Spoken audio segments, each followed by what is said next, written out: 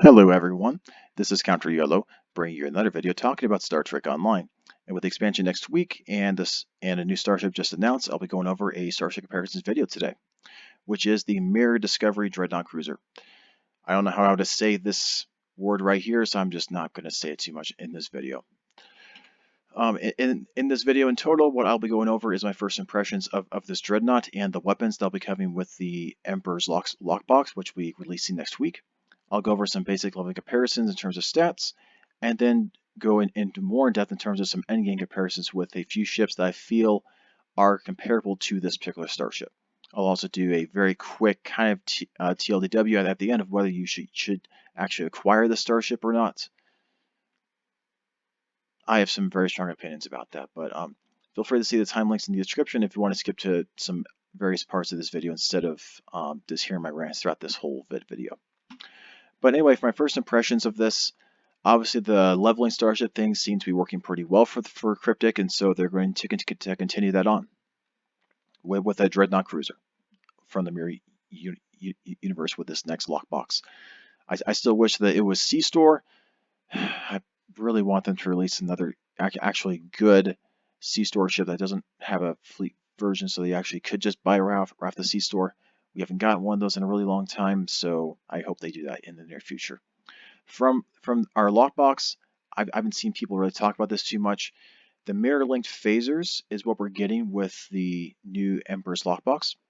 They're basically like our prime timeline linked phasers, except instead of just getting a stat boost based upon whatever it is, you're also getting some cooldowns based upon whatever type it is.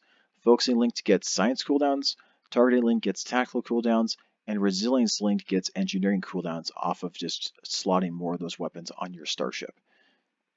I think that's pretty cool and pretty nice to put on the starship. So for a lot of you that use phasers, this is definitely something to think about in terms of putting it on your starship. I would imagine a lot of the DPS crowd might veer towards these, depending on how much the stat boost is here versus what the old linked phasers were in the past. A lot of your Oxabat builds probably will benefit from resilience linked probably the most. Otherwise, who knows, maybe the stat boost from the targeting link is going to be better for DPS guys, or if you're a full-on science captain and are not using Oxabat, maybe the focusing link is going to be better for you. I haven't seen the stats from these. I've only seen the one post from today, so I really can't tell you for sure.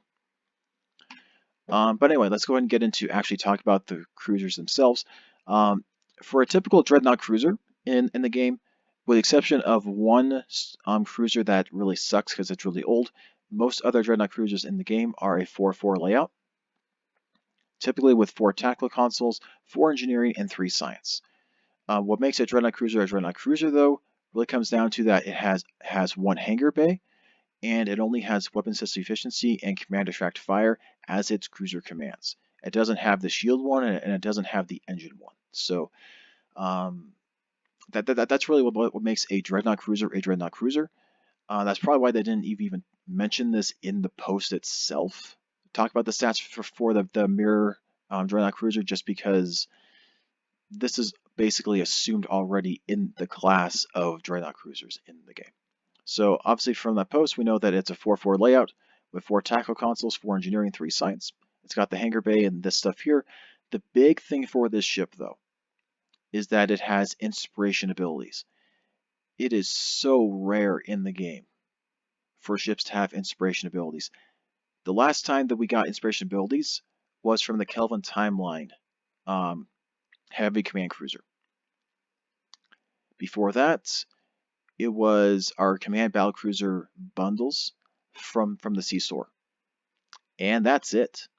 I mean, like, sure, we have a few other ships that aren't cruisers that have the inspiration mechanic, but there's what other ones have it?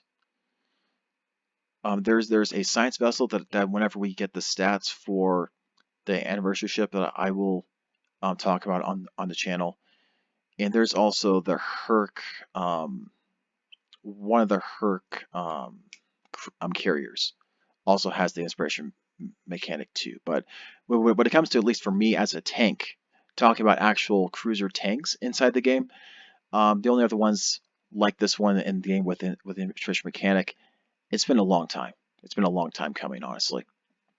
For the console and trait, because in previous videos I've talked about Starship comparisons, you all have complained that I didn't talk about the console and the trait because there weren't stats really talk about it. At least from the description, the console is an AoE push with additional passive phaser and control expertise inside the console itself. Basically, what this console is screaming to me is, please use me if you're going to run Draenor Gauntlet. Especially if you're going to have a phaser build and run Draenor Gauntlet. Then please use me on your ship. Otherwise, it's a really situational ability as to why you want to push enemies away. Typically, in most circumstances, you want to pull them, whether to your ship or to a spot. Obviously, an AoE push is also good against like the Zenkethi. That whenever they get closer together, it's much harder to take them out. If they're really close together, the only way to really beat them is you take out the really small ships first and then go after the big guy. But yeah, it's very situational as to why you'd want to use the console, but for those situations, it should be a strong console. The trade itself as well, I can definitely see value for this, especially if you're on a ship that has low critical chance. Otherwise, at least my gut feeling is probably most of your DPS chasers in the game are probably not going to use the trait, unless the crit chance you're getting as enemy hull lowers is so substantial that it just beats out other traits in the game. I don't really see this as being a big draw to this ship.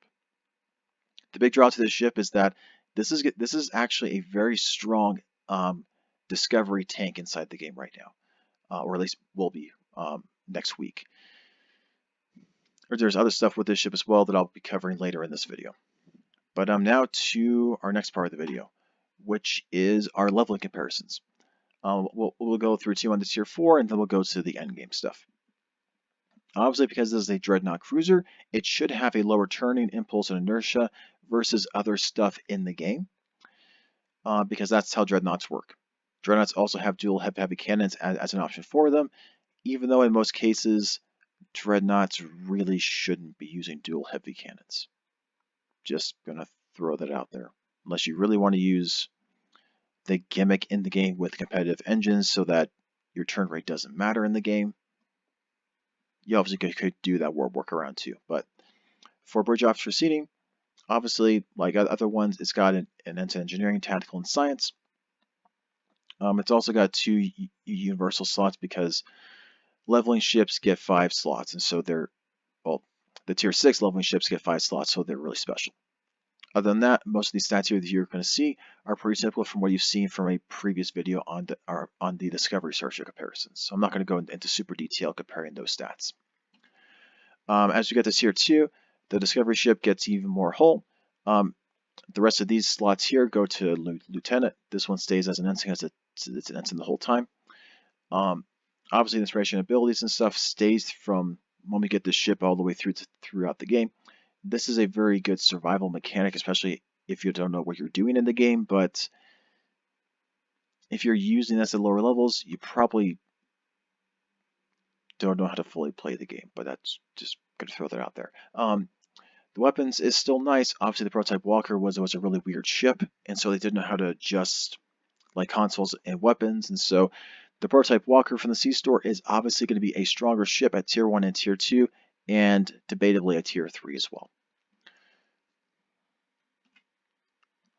Then again, as we get to tier 3, that debate kind of comes into play more just because, like this at tier 3, the Mirror one does have more bridge officer seats, significantly more.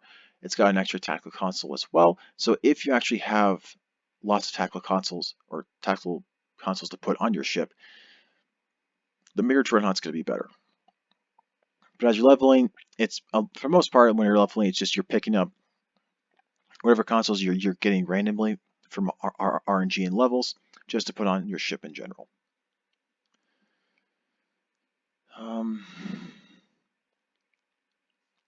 Yeah, I mean, like, if you have Lieutenant Commander Engineering Command, Lieutenant Commander Tactical, Type Commander Universal, Lieutenant Science, and Ensign Universal. It's a pretty decent bridge option layout, to be honest, when it comes to tanking. And then we get to Tier 4. Whenever stuff besides consoles and the whole stop scaling, we finally get a Commander Engineering Command as just an extra little option here. And you get finally the full 4-4 layout on the ship that you don't get with other ships at this equivalent level inside the game. And the shield ratio, it's actually pretty high for this Dreadnought, considering a lot of stuff in the game. So that is one of the big draws to this ship. Whenever we get to endgame stuff, you get an extra engineering and tactical console to put it on par with most other Dreadnoughts in the game, as you'll see in a little bit. When we're comparing it to the other two cruisers from the Discovery era, which is the Fleet Europa and the Lobi Walker class, I said it right this time. As you can see here, the ratios here is pretty similar to the Europa. It's a little bit lower hull for a little bit higher shields. It's a 4-4 instead of 5-3. Better impulse, but other than that, it still has the same problems there too.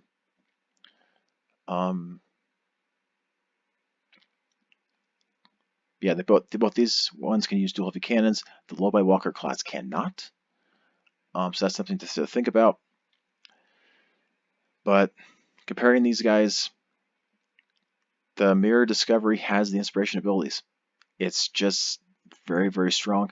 Fleet Europa also doesn't have command tracked fire. It only has battlecruiser command, so it's everything besides command tracked fire. So it's very limiting in that aspect. Also, combined with that, its bridge officer seating is okay, but it's not super optimal. Especially for the DPS crowd, this ship struggles. For the tanking crowd, this ship struggles as well because you have to do a very different tanking mechanic. You can't just use command tracked fire to help with tanking with this ship either, so that kind of sucks there. The Lobi Walker class is better than this one when it comes to wanting to actually be a tank. The Lobi one is a 5-3 ship. The Mirror Dreadnought is a 4-4. And so with all this considering, basically if you're wanting a 5-3 ship and don't care about dual heavy cannons and want it to be a Discovery Era 1, the Lobi Walker class is still going to be okay for you. It still has a really good turn rate considering all that as well. Honestly, even though I'm just going to throw this out there, if they added another Discovery Cruiser that made the Lobi Walker class completely inferior to it, this ship is still fine from the C-Store, just because the obfuscation screen alone is probably the strongest part about the Lobi Walker class. It's not the bridge officer seating, it's not the consoles here, it's this thing right here is what makes this ship so strong and so valuable. And most people in the game really ignore this console, frankly. I'm not sure exactly why people do, but most people ignore this console entirely. It's the best survival console in the game, to be honest. This guy is probably tied with the console from the Voth Bulwark, except this console can be used on any starship in the game. That Voth console I just mentioned can only be used on Voth ships, so this one's much better in terms of its usefulness. Inspiration is still extremely strong, which, as we look at the other two options for inspiration cruisers with the inspiration mechanic itself, we have the Kelvin Timeline, Heavy Command Cruiser, the Kelvin Enterprise, or we have the ships from the Command Battle Cruiser packs off of the C-Store. Really, the value of these ships came from the inspiration mechanic. The bridge officer seating is not really great at all on these ships. Most people don't use these ships because of that problem. But obviously, I mean, still, it's a Tier 6 starship. It's got this thing here. It's still a decent starship. But still, the ratios are a bit lower versus these other two options that you have here for cruisers. One thing to note, though, is that these battle cruisers here, the Klingon versions of these battle cruisers also have command tracked fire. So, despite the fact that it says battle cruiser here, it has, for the most part, regular cruiser commands for these starships. Outside of the engine one, it has the other three. So, Klingon, like if you're wanting a cruiser with the inspiration mechanic and you're a Klingon or Klingon aligned Romulan, you have to go from the C store and pick a Klingon version of a command battle cruiser there. You don't have these two ships to choose from that are much better. And when it comes to these two ships, when you look at the stats here, the bridge off seating is almost mirrored. Same with the consoles. The difference here is that this ship has lower shields for a higher turn rate and inertia, which this is good for the cost of, it doesn't have access to dual heavy cannons. It doesn't have access to a hangar bay. Other than that, these two ships are fairly equal in power, to be honest. So the question really comes like, what do you really value in your starship? Like this ship has a lieutenant commander in intelligence, so you can get override system safeties, which in a later video I'll talk about some survival stuff with that particular console with another engine inside the game that's very overlooked right now. Or would you rather go much more survival and have the Kelvin timeline version with temporal operative here, making the same lieutenant commander science here, and these two seats as more temporal operative survival skills. In most cases, most of your tanks and your DPS crowd in the game right now would actually choose the Mirror Discovery over the Kelvin timeline ship. Just gonna throw that out there. This one is like in most cases, this is just an upgraded version of the Kelvin timeline ship. Now, when we look at if we look at ship profiles, this one's probably a little bit bigger than this one, despite whatever. I'm not even gonna get into that today. Yeah, this is the Inspiration Cruisers, and that's the big draw of this ship, in my opinion. For fleet cruisers, these are the two ships that I really like off of the fleet, because if you're a free-to-play player and you're a part of a fleet and slowly build it up, or you just get invited to one that already has a really built-up fleet, these are ships that you can actually earn in the game now. And whenever you're comparing the ones here, yes, in many circumstances, it's not going to be technically as strong per se. This measure mechanic is really nice, but this is the Telluride Parallel Flight Deck Soul Cruiser is a 5.3 ship. It's got pretty close to similar hull ratios, and it's got a better impulse and inertia and turn rate. It still has a command seat as well, and a spot related to tank commander universally you can make into a science.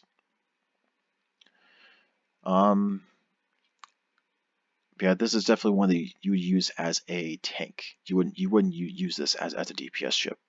The Miranda class advanced light cruiser, it's still a nice one too. It's got 4 tactical consoles. It's a much lower hull rate ratio than the other one, but it's got a really high turn rate in comparison. Plus a lieutenant commander universal pilot, which is, it's really rare to have a high pilot seat that's not a real pilot ship inside the game. And it's got full cruiser commands as well, so it's got a lot of versatility in it.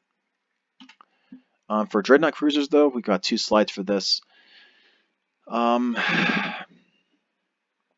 we started looking at these, most of the Dreadnought, just in general here, most of your Dreadnought Cruisers have been fairly outdated and replaced by other stuff inside the game. When the game was first trying to make its own specialization for different stuff, the Dreadnought Cruiser was kind of like that bridge between a cruiser, battle cruiser, and like an escort and an escort carrier. Nowadays we have other stuff that can fill the role of a Dreadnought Cruiser much better, and obviously your high DPS crowd is gonna veer towards like the Valwar Juggernaut now, instead of a regular cruiser or a battle cruiser or a Dreadnought Cruiser. So just keep that in mind. When I was thinking of Dreadnought Cruisers, these are the first 2 that came to mind as ones I thought in my mind anyway, that were good. When I started looking at the stats, though, it should be pretty clear that the Kronos Temporal Dreadnought Cruiser is completely superior to the Tholian Tarantula in basically every way. It's only if you really value command and intel right here over just flat-out temporal operative would you really choose this ship. The stats is lower. It doesn't have a commander of a specialist seat, so it doesn't have a special mechanic with it. The Kronos has a commander temporal, so it's got molecular reconstruction, which is great for tanks as well as for science vessels.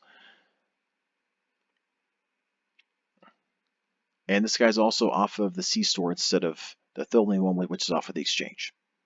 Buy it for one character, buy it for all of their characters. It's a very nice ship. It's also from a you can also get a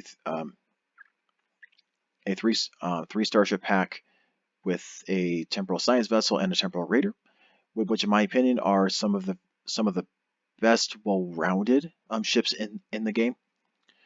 So like if you're thinking about any playstyle, you can probably do it with any of those three ships just fine.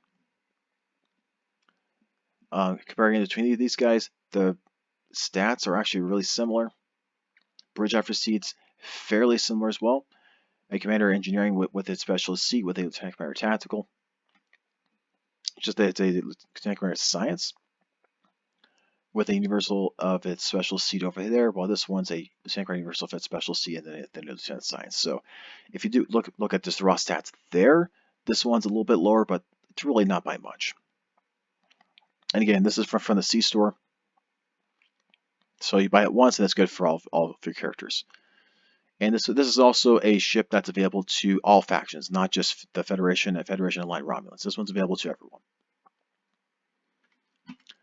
The other Dreadnought Cruisers that I thought of, I mean, obviously the Lachi Dreadnought Cruiser. That's one of the oldest ones in the game for Tier 6. And, I mean, the ratios are still good. It's pretty close to this guy. It's a 5-3. It's a pretty low turn and inertia and impulse, but it's only got one special seat. It doesn't have two; it only has one, and that's what's really hurting this ship right now. I wish that they would go back and update some of the older ships and give them a second bridge after seat, especially this one because it's from a it's from the promotion pack. Like if people are going to invest 1 billion energy credits in the game, which is anywhere between $100 and $200 if you're going to like average it out in terms of probabilities, I feel like this should still be competitive in terms of like having another specialist C compared to another ship, which is not a billion credit starship. So I don't know. That's just me personally. And the other one I thought was semi okay. Was the Xindi Dreadnought Cruiser. It's lower hull and shields. It's got two seats at least.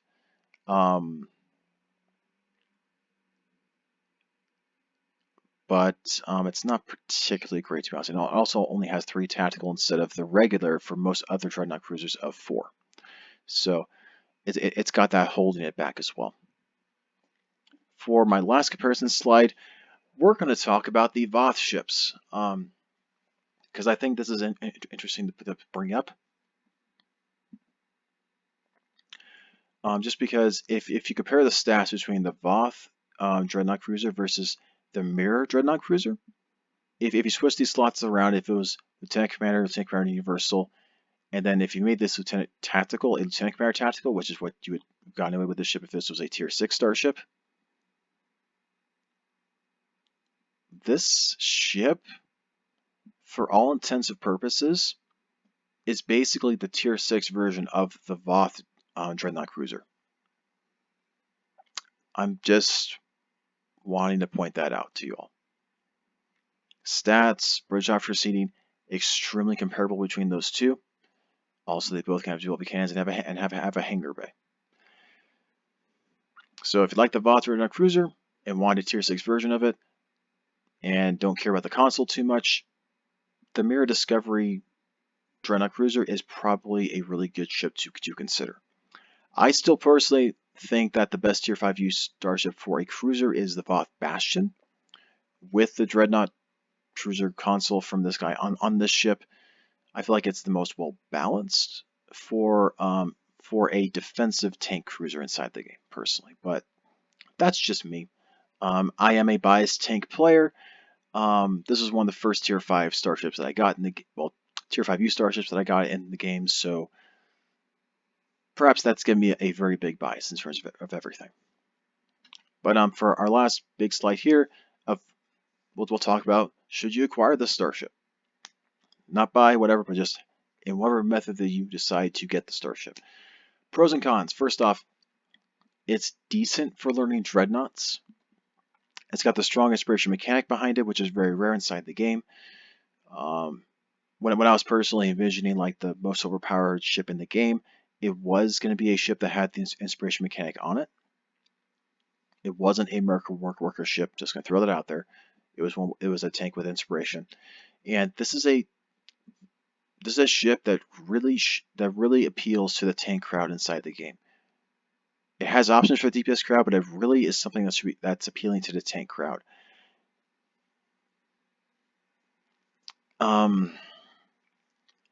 Because Dreadnought Cruisers appeal to both. The stuff that it's showing for this right now versus other ships that have been released recently, this is screaming, please play me if you want to be a tank player inside the game. The Starship trait also sounds kind of okay. We're going to have to see in game to see if it actually is good or not. Downsides, if you actually want a leveling starship that actually teaches you stuff as you go, the C-Store Walker class teaches you more. You got more cruiser commands and more stuff there in general. Plus, it's the C-Store one. You buy it once and all your characters can use it, versus this one in which you have to buy it for every character. Also, a lot of people don't like the Discovery era looks. For me, it just depends. This particular ship, because of how much they had to change it from the original ship in the Discovery show, it looks really awkward, to be honest. I don't know. Maybe once I see it in game, I might change my mind, but I don't know. The console is also extremely situational. It's not something that I would recommend for basically any situation. It is only on a few select maps would you really prefer to use that console over other ones in the game. And especially if you're DPS-oriented maps, they would want you not to use that console. Now, why would you want to use this ship? Basically, if you want to command a Discovery era dreadnought, this is your option. If you want a strong broadsiding tank, this is your option. Or if you're a Federation line Romulan that wants to pilot the Kelvin Enterprise, and because the Kelvin Enterprise is going to be piloted by Federation captains, not Federation line Romulans, your next best bet is this starship. It's very, very similar in all of its stats. It's just a different look, honestly. If you're wanting to choose a ship for leveling, this is not the ship to choose. I'm just going to point that out right now. If you're wanting a ship that's actually leveling to teach you stuff, the C-Star Walker is much better. You'd only be choosing this ship for leveling if you want to choose or make a new character that you know that this is going to be like your endgame starship for that character. Then okay, fine. Go ahead and you use it, but it's not going to really teach you as much as you would expect from other leveling starships inside the game. But anyway, hopefully you all found this video useful for you all. Feel free to like and subscribe if you do. There should be another video come out really soon for the anniversary scout ship whenever Cryptic decides to actually release the stats for that ship.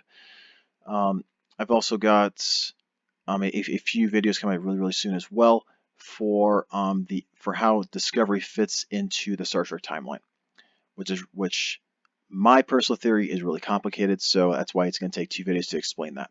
Hopefully it's out by the end of the day on Thursday. Anyway, thank you all for watching and enjoy the rest of your day.